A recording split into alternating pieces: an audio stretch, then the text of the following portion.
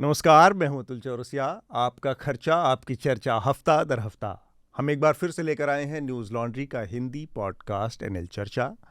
आज चर्चा में हम पिछले हफ्ते भर की तमाम सुर्खियों पर नज़र डालेंगे, कुछ एक पर विस्तार से बातचीत करेंगे।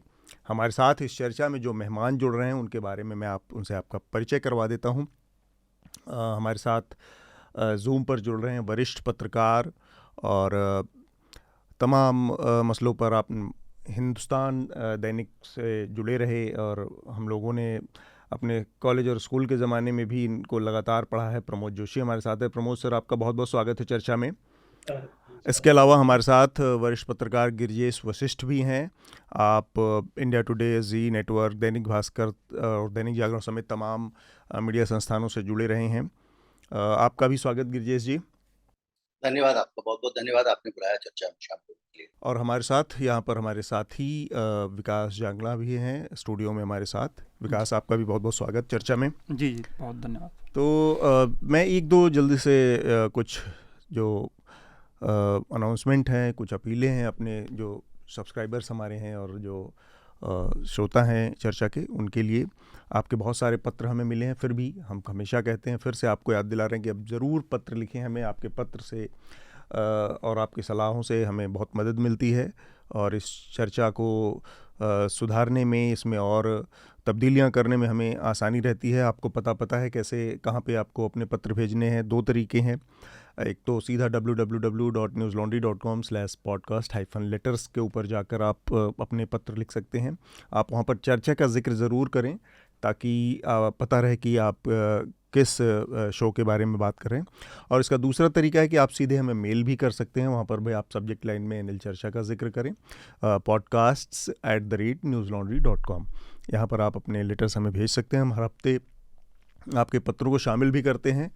और एक दो ज़रूरी जानकारियाँ, न्यूज़ लॉन्ड्री के तमाम मर्चेंडाइज़ जो कि अभी तक सिर्फ भारत के ही अंदर उपलब्ध थे, अब भारत के बाहर विदेशों में जो हमारे न्यूज़ लॉन्ड्री के शुभचिंतक हैं उनको उपलब्ध हैं, तो वो विदेशों में बैठकर भी न्यूज़ लॉन्ड्री के तमाम मर्चेंडाइज़ को पा सकते हैं। इसके लिए हमने एक थर्ड पार्टी के साथ अग्रीमेंट किया है जिसका नाम है kadakmerch.com/collections/newslaundry। तो इस URL पर जाकर आप और न्यूज़ लॉन्ड्री के मर्चेंडाइज़ को विदेशों में बैठकर भी हासिल कर सकते हैं। हमारे जो एप्पल और एंड्रॉयड के यूज़र हैं उनके लिए जानकारी, हमारा नया जो ऐप है उसमें काफ़ी नए सुधार किए हैं, कई सारी नई चीज़ें और उसमें जोड़ी गई हैं, तो उसको भी आप फिर से अपडेट कर लीजिए अपने ऐप को।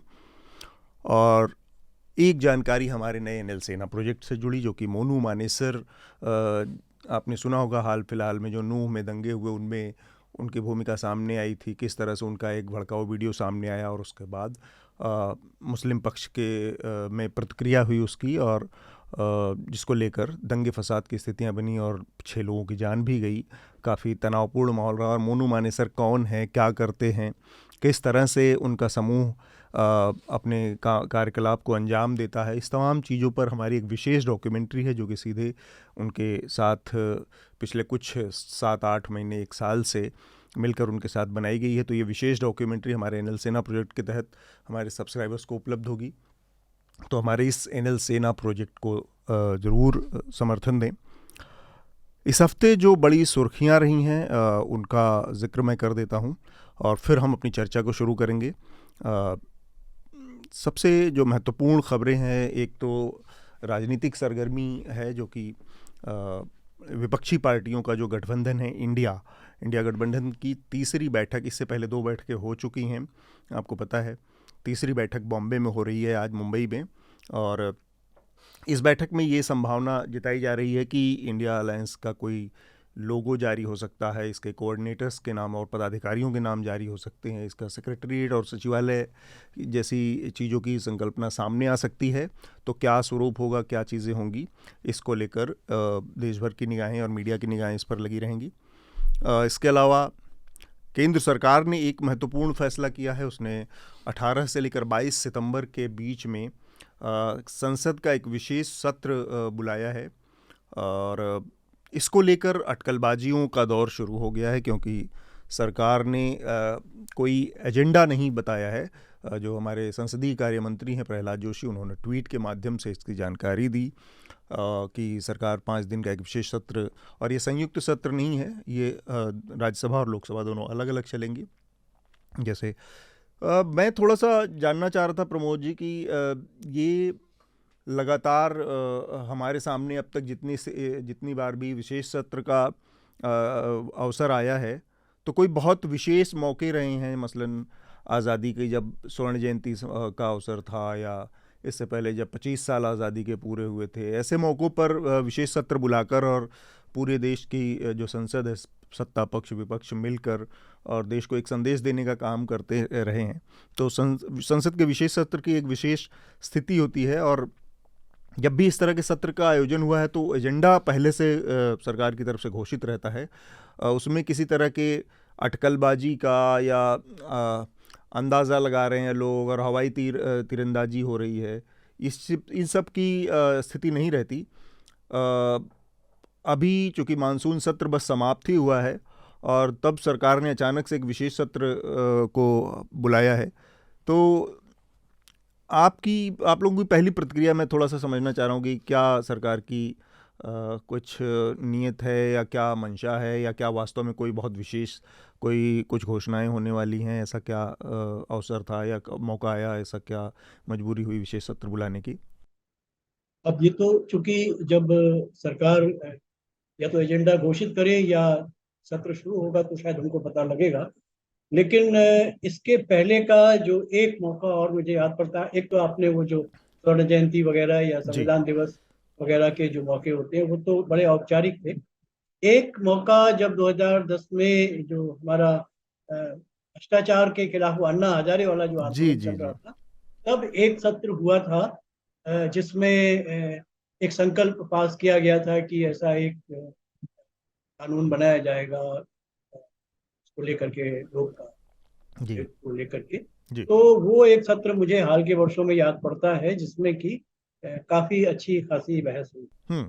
लेकिन सरकार की तरफ से भी और जो विरोध की तरफ से भी मुझे एक अजीब सी बात लगती है कि जिस सत्र में अभी पिछले महीने के सत्र में पूरे हमने समय बर्बाद किया, कोई काम नहीं हुआ, जिन प्रश्नों पर बातचीत होनी थी उन पर कोई बातचीत नहीं हुई, और जो हमारे 20 में से 20 विधेयक पास हुए थे उसमें से 10-12 विधेयक ऐसे थे जिनमें 1 घंटे की भी बहस नहीं हुई।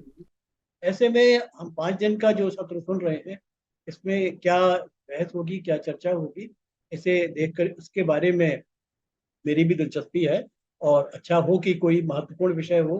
पर अगर मुझे ऐसा नहीं लगता, मुझे लगता है कि ये जो करंट राजनीति से जुड़ी चीजें हैं उसी से इसका कोई रास्ता रहेगा, खासतौर से जब ये इंडिया गठबंधन की बैठक के ठीक उसी दिन इसकी घोषणा होने का एक मतलब ये भी है कि उस बैठक के जो मसले आएंगे या जो बातें उठेंगी वो फिलहाल थोड़ा सा पृष्ठभूमि में चली जाएंगी।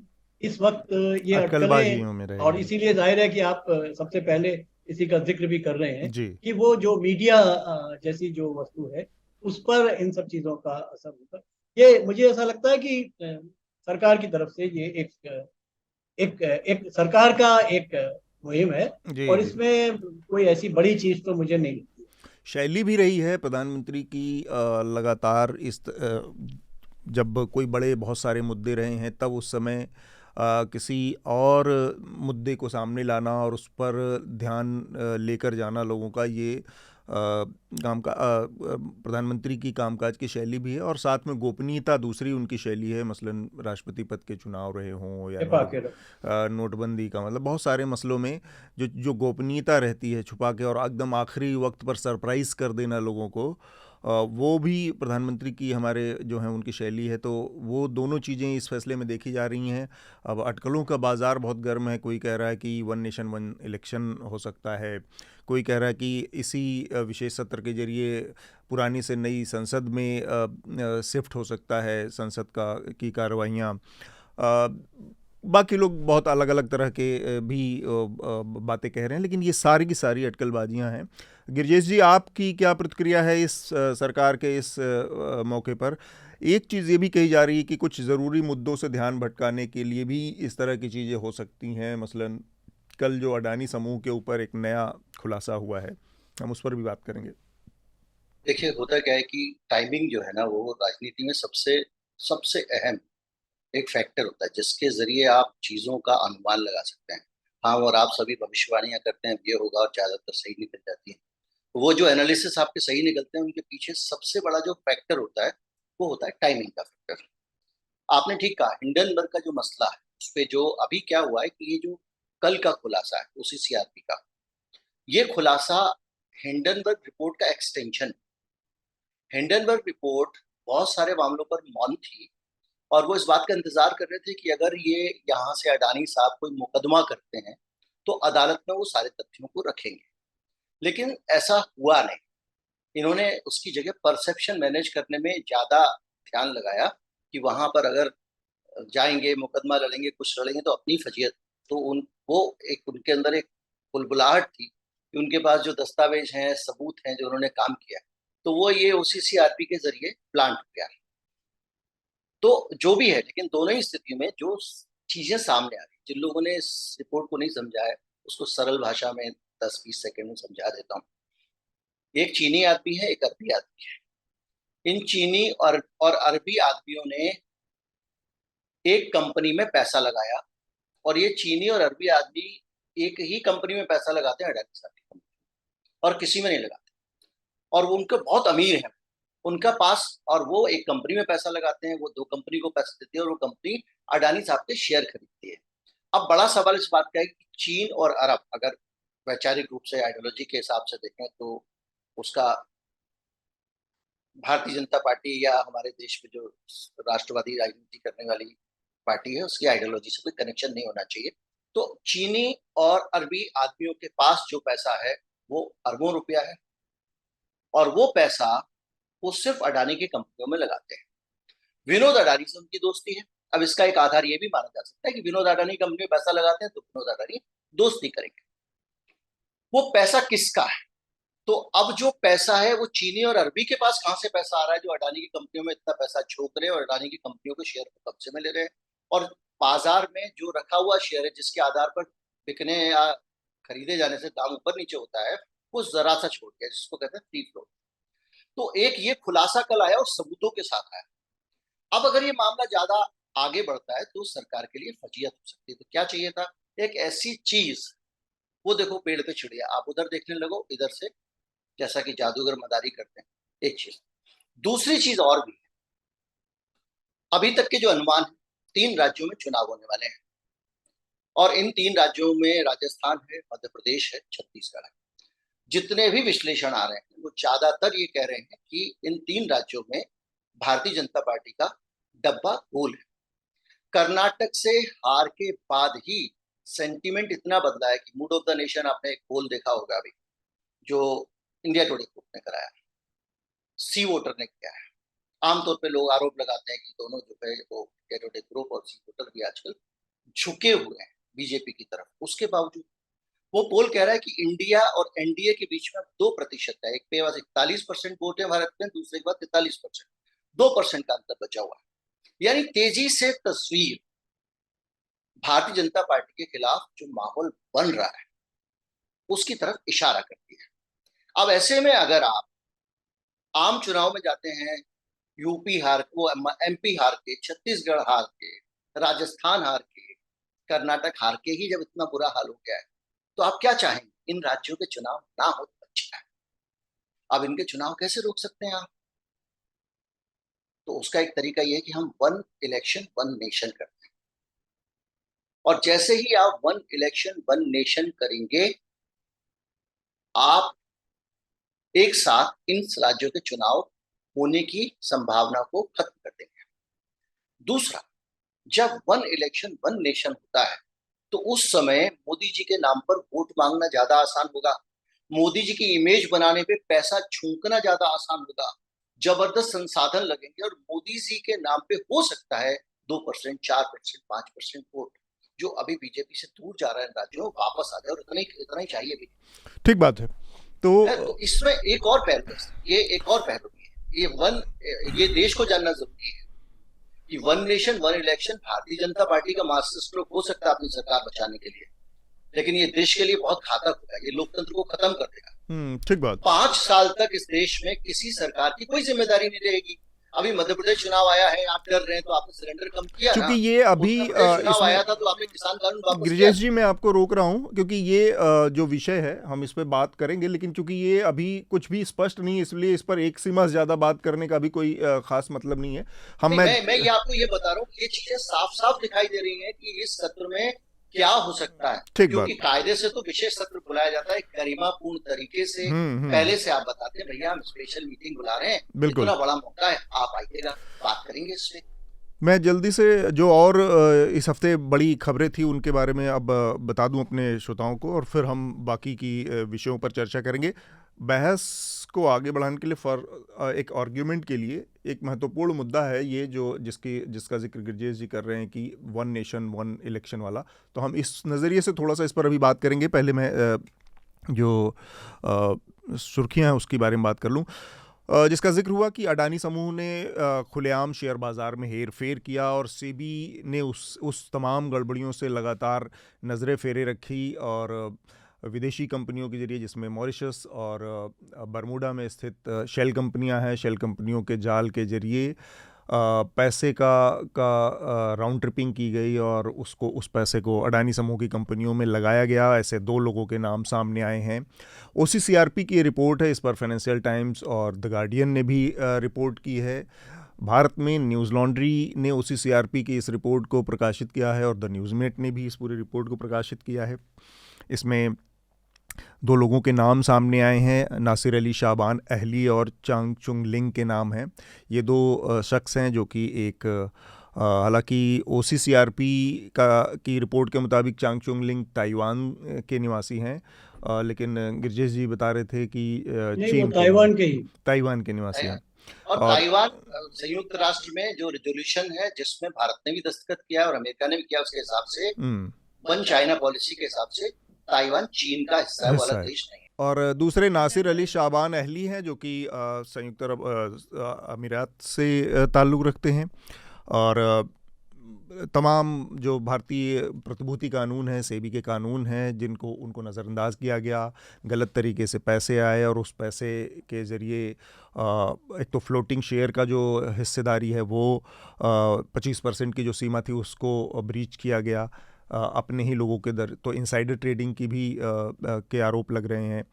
गौतम अडानी के जो भाई हैं विनोद अडानी, उनके बहुत करीबी सहयोगी हैं ये दोनों, शाबान अहली और चांग चुंग लिंग, और ये लोगों के रिश्ते इस तरह से जुड़े हैं। OCCRP के पास जो मेल्स हैं, जो डॉक्यूमेंट्स हैं, कंपनियों के जो दस्तावेज हैं, उन तमाम बड़ी संख्या में दस्तावेजों को खंगाला गया है और उसमें ये पाया गया है कि इन दोनों व्यक्तियों और जो गौतम अडानी के बड़े भाई विनोद अडानी हैं जो कि सिंगापुर में के नागरिक अपने को बताते हैं, इन लोगों के बीच में कॉमन डायरेक्टरशिप है बहुत सारी शेल कंपनियों में, विदेशी कंपनियों में, और उसके ज़रिए उन शेल कंपनियों के बहुत जटिल जाल के जरिए 2 फंड हैं। उन फंड्स का नाम भी इसमें स्टोरी में सामने आया है रिपोर्ट में कि कैसे उन फंड में पैसा पंप किया गया और फिर वो फंड से पैसा अडानी समूह की कंपनियों में, 4 कंपनियों में खासकर लगाया गया। तो ये सारे हैं। अभी तक जो हिंडनबर्ग रिसर्च की जो रिपोर्ट आई थी जब जनवरी में, तब इस चीज़ को कनेक्ट कर पाने में नाकामयाबी रही थी कि वो लोग कौन हैं और वो कंपनियां क्या हैं, कौन सी हैं। अब जो OCCRP की ये रिपोर्ट आई है, जिसको द गार्डियन ने भी इस पर किया है और द फाइनेंशियल टाइम्स ने भी इस पर रिपोर्ट की है अलग अलग, उसमें उन कंपनियों के, उन फंड्स के नाम हैं, उन व्यक्तियों के नाम हैं जिनके ज़रिए ये पैसा लगाया जा रहा था और अडानी समूह के जो एसेट हैं उसको कीमतों को, उसके परसेप्शन को बदला जा रहा था, उसकी वजह से उसकी कीमतों में उछाल आ रहा था, और देखते ही देखते उसमें उसका एसेट बहुत ऊपर चला गया, जो कि 2014 में $8 बिलियन के आसपास था, वो $260 बिलियन के आसपास चला गया। तो ये है ताज़ा रिपोर्ट जो कि अडानी समूह से जुड़ी है। लगातार पिछले हफ्ते अलग अलग स्कूलों से बहुत चिंताजनक घटनाएं सामने आई। जम्मू के कठुआ में एक स्टूडेंट के ऊपर जय श्री राम लिखने के कारण टीचर ने बुरी तरह से पिटाई कर दी, उसको गिरफ्तार कर लिया गया है। मुजफ्फरनगर में एक स्कूल था, वहाँ पर एक महिला टीचर अपने एक मुस्लिम छात्र को बाकी छात्रों से पिटवाती है और फिर उसके धर्म को निशाना बनाकर, इशारा बनाकर कुछ ऐसी बातें कहती है जो कि धार्मिक भावनाओं के ख़िलाफ़ है। तो स्कूलों में ये सारी चीज़ें हो रही हैं। उसको भी पिछले हफ्ते हम लोगों ने काफ़ी उस पर बातचीत की है। मुजफ्फरनगर की जो घटना हुई थी उस मामले में सोशल मीडिया पर पोस्ट डालने और जो बच्चा है उसकी पहचान उजागर करने का आरोप लगाकर मोहम्मद ज़ुबैर, जो कि ऑल्ट न्यूज़ के से जुड़े हैं और फैक्ट चेकर हैं, उनके ख़िलाफ़ एक FIR दर्ज की गई है। ये बड़ी अजीब सी बात है कि मोहम्मद ज़ुबैर, जो कि फैक्ट चेक का काम करते हैं, अनगिनत सैकड़ों हज़ारों ऐसी स्थितियां सामने आई हैं जब फर्जी कहानियां फैलाई जाती हैं और ख़ासकर जो सत्ता प्रतिष्ठान, दक्षिणपंथी हमारे तबके से जुड़े लोग हैं, वो सीधे सीधे जिन खबरों में इन्वॉल्व रहते हैं, शामिल रहते हैं, वो फेक खबरें, फर्जी खबरें फैलाने में, उनके ख़िलाफ़ इस तरह की त्वरित कार्रवाई नहीं होती है, इतना प्रॉम्प्ट एक्शन नहीं होता। और मोहम्मद ज़ुबैर, जिसने इस बीमारी को, इस समस्या को सामने लाने का काम किया, उसके ख़िलाफ़ तत्काल FIR दर्ज कर ली जाती है।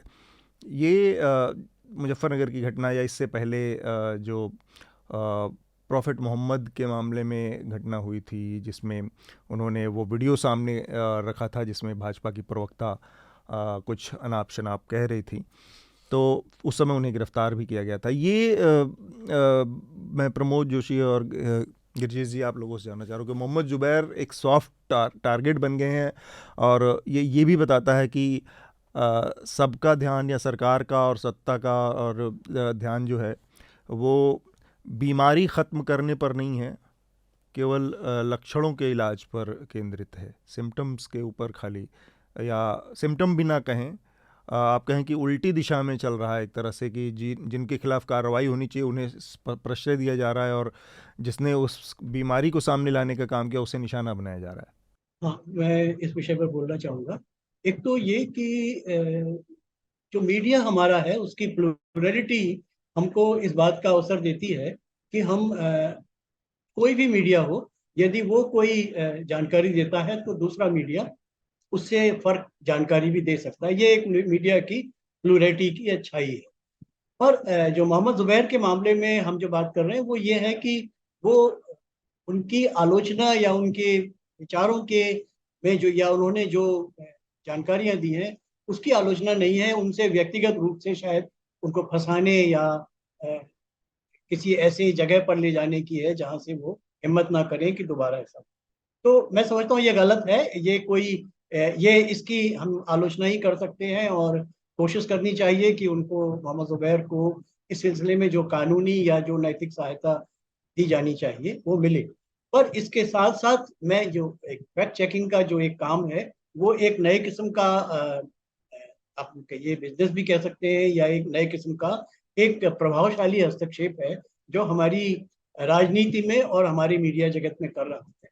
तो फैक्ट चेकिंग के लिए भी मैं समझता हूँ कि प्लूरल 2 या 3 या 4 तरह की संस्थाएं होनी चाहिए और फैक्ट चेकिंग के को भी अब हमें और फैक्ट चेकिंग करनी चाहिए, क्योंकि इसके मार्फत खासतौर से जो मोहम्मद ज़ुबैर का जो नुपुर शर्मा वाला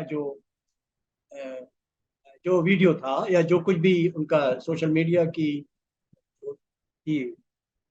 पोस्ट, उससे एक फर्क ये पड़ा कि पहली बार वो विषय इस रूप में सामने आया कि मोहम्मद साहब की आलोचना की गई है। उसके पहले तक वो विषय इस प्रकार का नहीं था। अब ये तो अदालतों को तय करना है कि वो क्या ब्लास्फेमी के बारे में कोई, क्योंकि हमारे भारत के कानून थोड़े अलग हैं और उसके बाद तन से गर्दन, तन से अलग जुदा करने वगैरह जैसी की बातें भी हुई। तो भारत में अगर मान लिया आप ब्लास्फेमी करते भी हैं तो मृत्युदंड उसके लिए नहीं है, उसके लिए कुछ अलग किस्म की सजाएं हैं और वो भी ये अंग्रेजों के समय का कानून है जो मैं व्यक्तिगत रूप से समझता हूँ कि अभिव्यक्ति की आज़ादी में ये एक प्रकार का अवरोध है। फिर भी मैं मोहम्मद जुबैर की मंशा पर संदेह व्यक्त नहीं कर रहा हूँ। मैं केवल उस अप्रोच को अच्छी तरह से समझना चाहता हूँ, और खासतौर से मोहम्मद जुबैर को इस बात का मौका मिलना चाहिए कि वो अदालत में अपने को ठीक से साबित करे। और अदालत, हमारे देश में अदालत एक सीमा पर जाकर के तो मदद करने की स्थिति में दिखाई पड़ती है, लेकिन नीचे की अदालतों में अक्सर हमने देखा है कि लंबे अरसे तक व्यक्ति फंस जाता है, तो फंसा रह जाता है। मोहम्मद जुबैर तो उतने असहाय नहीं है, उनकी सहायता करने वाले बहुत से लोग हैं। पर आप यकीन मानिए, ऐसे लोग जो वकील भी नहीं कर सकते, जो जिनके पास अपने खाने पीने के लिए पैसा नहीं है, ऐसे लाखों की तादाद में लोग हमारे यहाँ विचाराधीन कैदी के रूप में जेलों में बंद है। हमें उनके बारे में भी देखना चाहिए। बहरहाल ये एक मीडिया का इशू है। ठीक बात है। इसमें एक चीज़ और, मैं, ये बात बिल्कुल सही है जो प्रमोद जी कह रहे हैं आपकी, जो फैक्ट चेकिंग का दायरा है उसमें भी डाइवर्सिटी होनी चाहिए। जैसे ओपिनियन की डाइवर्सिटी होती है मीडिया में, रिपोर्टिंग की डाइवर्सिटी है, उसी तरह से फैक्ट चेकिंग के दायरे में भी डाइवर्सिटी की संभावना है, और वो आए तो बेहतर है और मजबूत होगा और अच्छा होगा। और जो विशिएट कहें या आप कहें कि मिस इन्फॉर्मेशन का जाल जो है वो घना हो गया है इतना कि क्या सही है क्या गलत है ये निर्णय लोग नहीं ले पाते किसी रिपोर्ट को पढ़ के या उसमें। तो ये डाइवर्सिटी उसको, उस माहौल को, उस घने जाल को थोड़ा कम करने भी मदद करेगी। गिरजेश जी, आपने देखा किस तरह से उत्तर प्रदेश सरकार ने पिछले दिनों एक सर्कुलर जारी किया, एक नोटिफिकेशन जारी किया, और उस नोटिफिकेशन के जरिए ये कहा गया कि ऐसी खबरें जो सरकार की छवि को ख़राब करती हैं, उन रिपोर्ट्स, उन खबरों और उन पत्रकारों के खिलाफ कार्रवाई सुनिश्चित की जाए। हर ज़िले के डीएम को ये नोटिस भेजा गया और एक शासनादेश जारी किया गया उत्तर प्रदेश सरकार द्वारा, जिसमें ये मोहम्मद जुबैर जैसे लोग कोलेटरल डैमेज बने हुए नज़र आते, क्योंकि सिस्टम जो है वो उतनी ईमानदारी से, उतनी निष्पक्षता से काम करता नहीं दिखता। वो कहीं ना कहीं किसी तरफ झुका हुआ होता है, कुछ चीज़ों से पूरी तरह आंख मूंदे रहता है, कुछ चीज़ों को लेकर अति सक्रिय नज़र आ रहा है। ऐसे माहौल में इस तरह का कोई एक सरकार द्वारा कोई शासनादेश पास करना कितना अलोकतांत्रिक, कितना कंडेमनेबल है, और क्या उसकी जिस स्तर पर निंदा और विरोध होना चाहिए था पत्रकार संगठनों, पत्रकार समूहों द्वारा, वह किया गया। मैं इसलिए ये सवाल बहुत महत्वपूर्ण है क्योंकि जो तमाम उपलब्ध संसाधन हैं, कानून में धाराएं हैं, वो मीडिया की गड़बड़ियों से, उसके द्वारा फैलाए जाने वाली किसी भी तरह की गलत सूचना, गलत रिपोर्ट को निपटने के लिए सक्षम है। उसके लिए कानूनी प्रावधान हैं, उनसे निपटने के तरीके हैं। इसके बावजूद इस तरह के जो शासनादेश अगर जारी किए जाते हैं तो वो किसको संदेश देता है, क्या मैसेज देता है, और उससे किसका हित सधता है?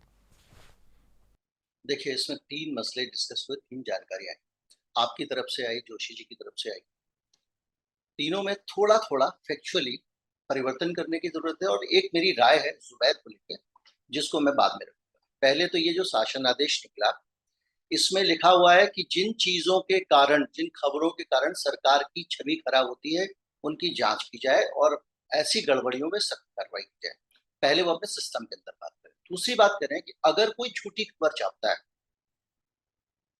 अगर कोई गलत खबर छापता है, उसके खिलाफ कानून के मुताबिक कार्रवाई की जाए। तो उसमें कोई नया कानून नहीं बनाना, पहली चीज मैं। लेकिन ये जो चिट्ठी आती है, ये एक संदेश देती है प्रशासन को। तो तकनीकी रूप से उस चिट्ठी को आप चैलेंज नहीं कर सकते, बिल्कुल सही। कानूनी कार्रवाई की बात कर रहे हैं, और ये भी कह रहे हैं कि जब अगर मीडिया में कवरेज आ रही है, सरकार की छवि खराब होती है, तो सरकार को ऐसे कामों को चेक करना चाहिए कि ये गड़बड़ी हुई कि नहीं। इसमें कुछ दिखाई नहीं देता कर, लेकिन उसके अंदर एक बिटवीन द लाइन्स है कि ये मीडिया वालों की तरह नजर रखिए, ये बहुत कुछ उल्टा सीधा छाप रहे हैं, और अगर गड़बड़ होती है तो बुक कर दीजिए। अगर गड़बड़ में से अगर काट दीजिए, क्योंकि गड़बड़ है या नहीं, ये अब प्रशासन के और सरकार के स्तर पे कोई क्राइटेरिया रह ही नहीं गया। जिसको बुक करना, उसकी गड़बड़ निकाल दो, नहीं है तो बना दो। जाएगा 1 आध साल 2 साल जेल में काटेगा, उसके बाद में हार जाएंगे, मुकदमा छोड़ देंगे उसको। ऐसी धाराएं लगा दो। एक आदमी ने नमक और रोटी नहीं मिल रही है मिड डे मील में, इसी उत्तर प्रदेश में, उस बेचारे यूट्यूबर ने स्कूल से जाके वो स्टडी कर दी थी। क्या क्या नहीं हुआ उसके साथ, हम सब जानते। पहली चीज। दूसरा, जब हम ये बात करते हैं कि फैक्ट चेकिंग में डाइवर्सिटी नहीं है, तो इसमें भी हम अंडर द लाइन गुपचुप एक हिडन मैसेज देते हैं कि देश में जो फैक्ट चेकिंग के नाम पे हो रहा है वो एक तरफा है, एजेंडा है, एक विचारधारा से प्रेरित। ये जानकारी दुरुस्त करने की जरूरत है। भारत में कम से कम 10-15 फैक्ट चेकिंग एजेंसियां हैं। एजेंसियां मतलब सरकार की एजेंसी नहीं है, सरकार का पीआईबी का भी फैक्ट चेक है। और जितने मेन स्ट्रीम मीडिया हैं, चाहे वो इंडिया टुडे ग्रुप हो, आज तक हो, सबने अपना फैक्ट चेक डिपार्टमेंट बनाया हुआ है। और आपकी जानकारी के लिए बता दूं कि जुबैर जैसे लोगों को अगर आपको लगता है कि एक तरफा वो कर रहे हैं, तो इन मीडिया हाउसेस के फैक्ट चेकिंग पे जाके देखिए, 10-10, 15-15 दिन तक जो झूठ सरकारी पार्टी की तरफ से आते हैं उन पे कोई फैक्ट चेक नहीं आता है। बिल्कुल एक तरफा नैरेटिव पे काम कर रहे हैं ये। जो बाकी है उसमें बहुत सारे हैं, अलग अलग हैं, कुछ फैक्ट, कुछ एक विश्वास नहीं है, कुछ बहुत सारे हैं। लेकिन इनमें मैं जो है, और जो खास मेन स्ट्रीम मीडिया के सिलेक्टिव है। अभी मुझे याद नहीं आ रहा, मैं फेसबुक पे निरंतर लिखता रहता हूँ चीज। इसमें तो एक स्थिति ऐसी भी आई कि एक संस्थान है, उसका नाम मैं नहीं लेना चाहूंगा, उसने खुद ही फेक न्यूज़ की और फिर अपनी ही खबर की फैक्ट चेक वाली यूनिट से उसको फैक्ट चेक भी करवा दिया। हाँ, वो तो एक उदाहरण हो यहाँ सकता पर है। लेकिन मैं आयरनी आपको भी एक चल चीज रही बता रहा है। हूँ, मैं आपको बता रहा हूँ कि इसके बाद सरकार ने कहा कि अपना कानून ला रहे हैं, फैक्ट चेक करेंगे और उसके आधार पर कार्रवाई करेंगे। और फैक्ट चेक कौन करेगा? प्रेस इंफॉर्मेशन ब्यूरो करेगा, पीआईबी फैक्ट चेक करेगा। यानी सरकार सीधे ही फैक्ट चेक करेगी, यानी सीधे ही तय करेगी आपकी खबर सही है या गलत है। तो इस मामले में जुबैर जैसे लोगों को आप बैलेंसिंग फैक्टर मानिए। ये अकेला पहलवान अकेला कबड्डी बोल रहे हैं वहां के 7 खिलाड़ियों के सामने। बिल्कुल ठीक बात। हम लोग समझते हैं कि जुबैर की बात पे चर्चा हो रही है तो जुबैर जैसे ही लोग केवल फैक्ट चेकिंग करते हैं, सत्ता पक्ष की एकदम से कमियां निकालते रहते हैं। कुछ लोग उधर की तरफ से भी होना चाहिए, उधर की तरफ से ज्यादा है सर, और बहुत ज्यादा बायस्ड है। मैं रोज 6 घंटे यही करता हूँ, सब अखबार छानता हूँ, ये करता हूँ, चीजें देखता रहता हूँ। उसके बाद मैं आपको ये बात कहता हूँ। अब तीसरा मसला बना जुबैर वाला। देखिए सर, मैं कुछ चीजों पे मैं चाहता हूं कि इस देश में सांप्रदायिक सद्भाव हो। मैं चाहता हूं इस देश में किसी भी कम्युनल चीज को कंडेम किया जाए, लेकिन काम करते समय जिम्मेदारी होनी चाहिए। जुबैर हम सबसे ज्यादा जानते हैं कि वो निशाने पे हैं।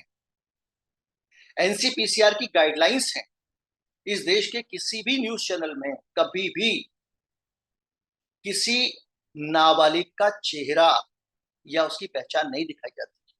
किसी बच्चे के साथ स्कूल में भी कुछ गलत हुआ है तो उस स्कूल की भी आइडेंटिटी नहीं दिखाई जाती।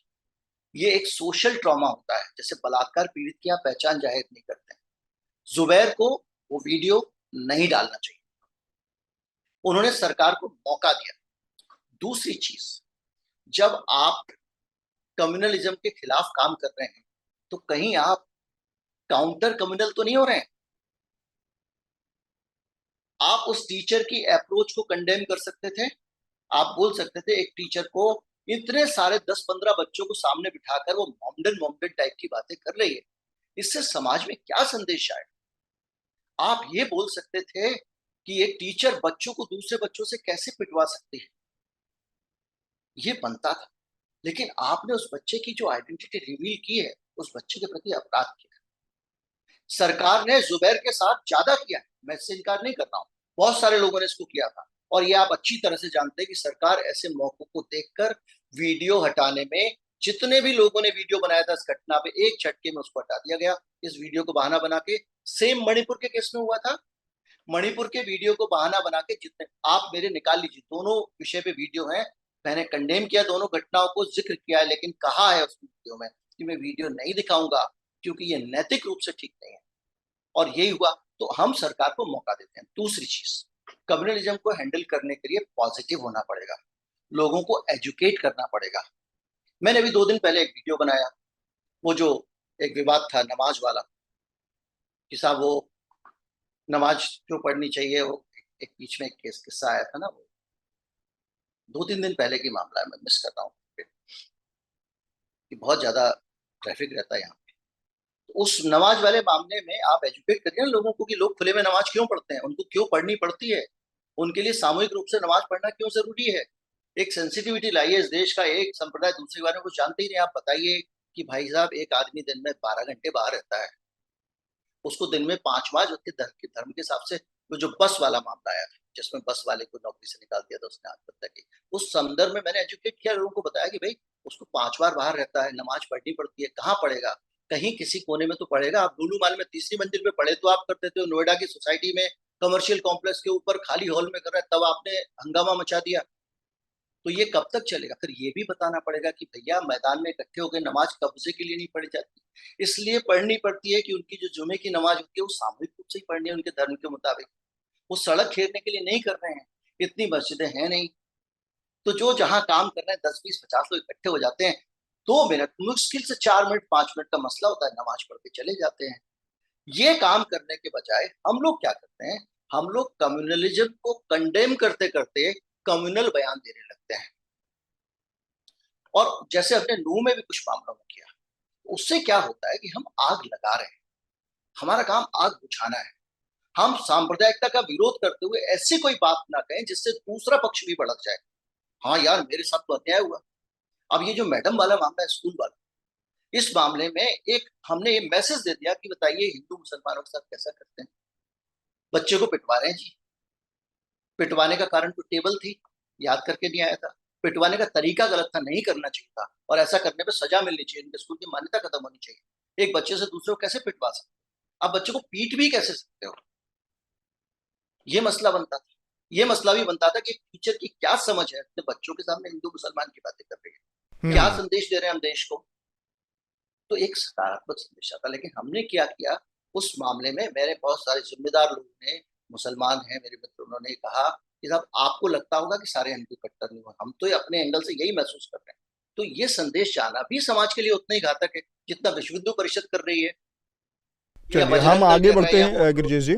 विकास, आप बहुत देर से सुन रहे हैं ये जो मुजफ्फरनगर की घटना हुई और स्कूलों में, इससे इस पर आपकी प्रतिक्रिया और इसके बाद क्या कार्रवाई हुई है यहाँ से लेकर? जैसे घटनाएं कई सामने आई, हमारे एक गुजरात की घटना सामने आई जिसमें हमने देखा कि एक स्कूल में जो हाई स्कूल की टॉपर लड़की थी, मुस्लिम थी, वहाँ पर बच्चों का सम्मान समारोह हुआ और बाकी उससे कम नंबर वाले बच्चों को सम्मान किया गया, पर उस मुस्लिम लड़की को नहीं बुलाया गया। ये सारी चीज़ें भी हो रही है स्कूलों में। जो ये हो रहा है, बच्चों के अंदर जो कम्युनलिज्म के बीज बोए जा रहे हैं जो मुजफ्फरनगर में, उस पर आपकी पहले प्रतिक्रिया और इसके बाद बाकी सुर्खियों पर हम बात करेंगे। एक तो कुछ हद तक तो गिरिजेश जी की बात से मैं सहमत हूँ कि हमें काउंटर कम्युनल पे भी ध्यान रखना होगा कि ना रहे। और जहाँ तक बच्चों की बात है, तो अगर मैं अपना याद करूँ कि जब मैं पढ़ रहा था तो मैंने ऐसी कोई चीज़ फेस नहीं की, ना हमारे टीचर ने कभी उस तरीके से ट्रीट किया, और हमें पता ही नहीं लगा कि जाति है, धर्म है, ये सारी चीज़ें हैं।